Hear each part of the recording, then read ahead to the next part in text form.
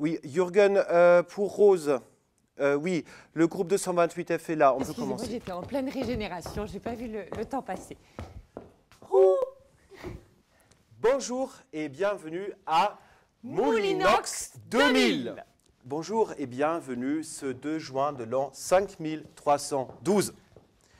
Je me présente, je m'appelle Jürgen Lachwelser-Stangrechen et je suis donc l'initiateur du parc Moulinox 2000 ainsi que l'archéologue en chef.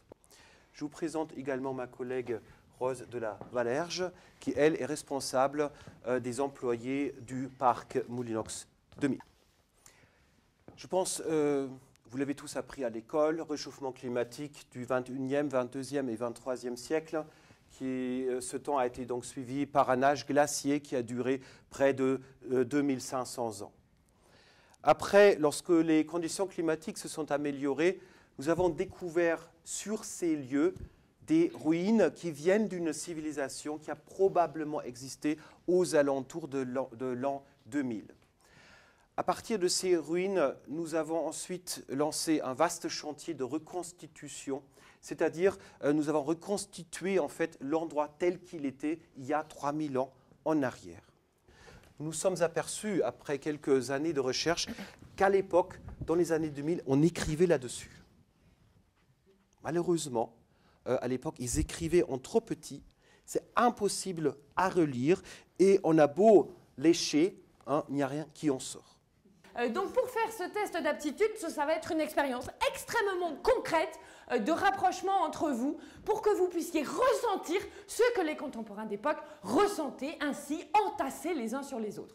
Donc nous allons nous entasser ici, dans ce petit renfoncement, donc entassez-vous, et de manière à voir le creux de l'oreille de l'autre. C'est extrêmement important.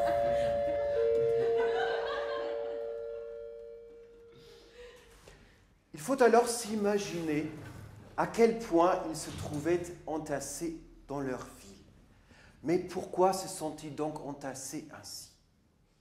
Quel bonheur d'être si nombreux! Était-ce pour mieux pouvoir contempler le creux de l'oreille de l'autre? Mais quelle horreur tout de même d'entendre le vacarme permanent des machines à transporter les corps humains, sans pouvoir entendre le vol délicat de l'éphémère.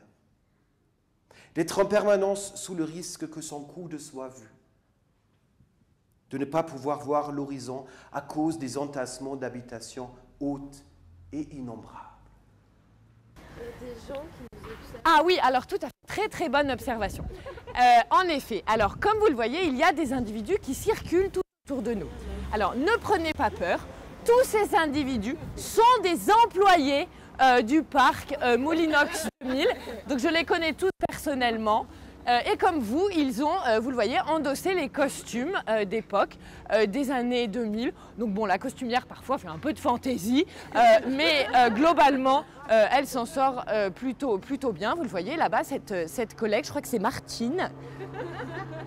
Oui, donc elle se comporte comme une personne qui vivait dans les années 2000. Ces deux collègues également qui sont ici, que nous allons pouvoir voir travailler. Excusez-moi, je me permets de regarder si elles travaillent bien. Tout se passe bien ? Génial, vous viendrez chercher vos fiches de paye à la fin du mois? Bien, alors nous continuons. Vous voyez cette grande obélisque qui s'élève vers les cieux.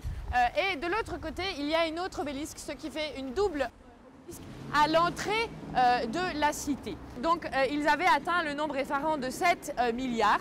Donc pour qu'ils atteignent ce nombre effarant, il semble qu'ils n'avaient qu'une seule chose en tête, c'est se reproduire.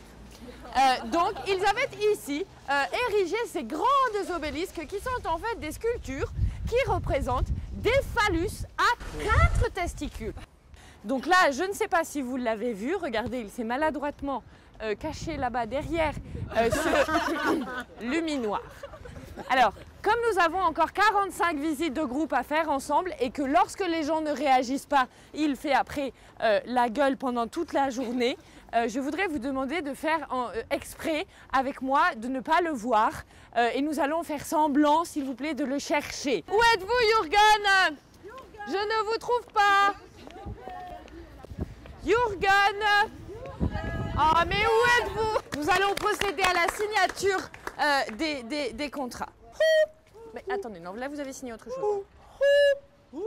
Non, encore.